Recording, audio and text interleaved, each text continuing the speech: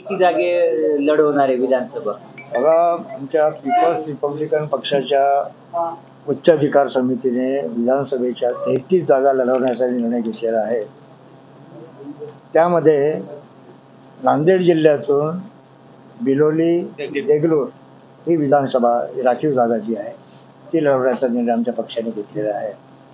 आणि आमचे उमेदवार, पक्षाचे ज्येष्ठ नेते, सामाजिक कार्यकर्ते बापूरावजी गजभारे यांच्या नावावर पक्षाने शिक्कामोर्तब केलेलं आहे. दुसरी महत्वाची गोष्ट अशी की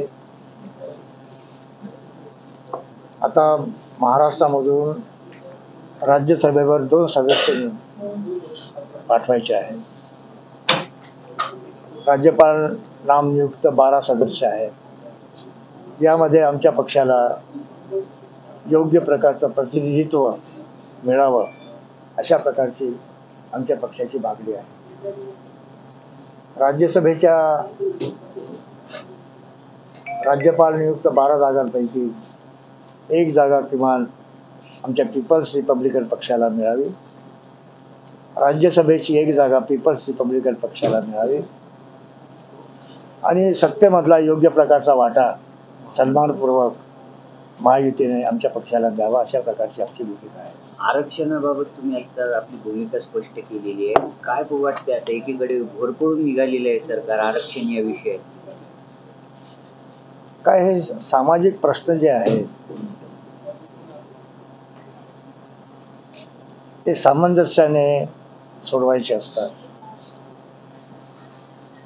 आक्रस्ताळेपणा करून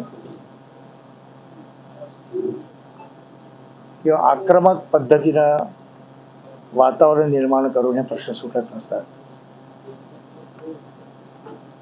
सामाजिक सलोखा राखून संवादाच्या माध्यमातून, सुसंवादाच्या माध्यमातून सर्व प्रश्न सोडवता येतात. मराठा आरक्षणाचाही प्रश्न असाच आहे.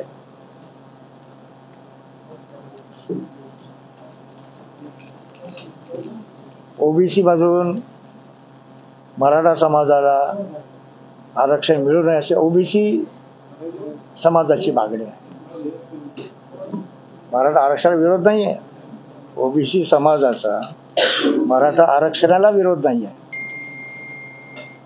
पण ओबीसी मधून मराठ्यांना आरक्षण मिळू नये ही त्याची भूमिका आहे. या संदर्भात सरकारने योग्य प्रकारची पावलं उचलली पाहिजे. सध्या वातावरण दिवसेंदिवस गंभीर होत चाललेलं आहे. सामाजिक तणाव निर्माण होत चाललेला आहे गावागावामध्ये. तो थांबला पाहिजे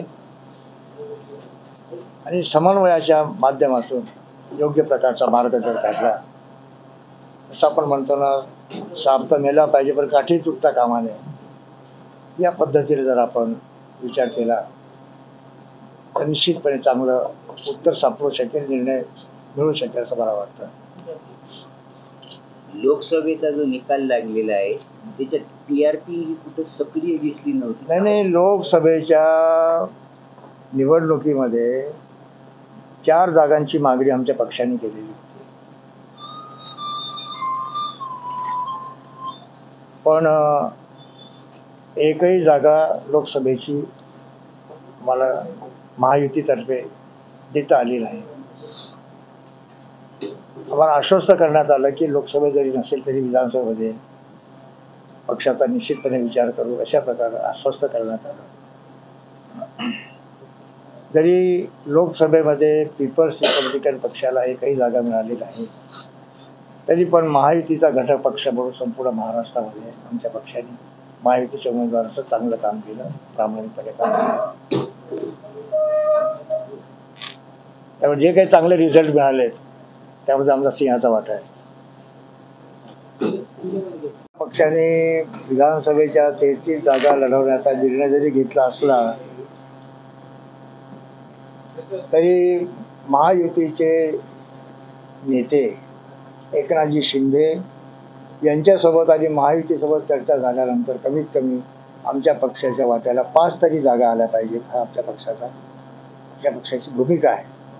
आणि मला विश्वास वाटतो की ज्या पद्धतीने डाऊन टू अर्थ एकराजे शिंदे काम करतायत, 18 तास 20 तास काम करतायत. आमच्या या मागणीची दखल घेतील आणि कमीत कमी 5 जागा आमच्या पीपल्स रिपब्लिकन पक्षाकरता, त्यामध्ये देगलूरची आमची जागा एक आहेच, घोषितच केलेली आहे. देगलूर सहित 5 जागा आमच्या पक्षाला मिळाव्यात अशी आमची माफक अपेक्षा. धन्यवाद. ठळक घडामोडींसाठी देशोन्नती न्यूज चॅनलला सबस्क्राईब करा आणि बेल आयकॉन प्रेस करा. मुंबई, पुणे, नागपूर, मराठवाडा असो का विदर्भ, राजकीय, सामाजिक, शैक्षणिक क्षेत्र असो का क्रीडा, सर्वच घडामोडीचे विश्लेषण पाहायला विसरू नका. फक्त देशोन्नती न्यूजवर.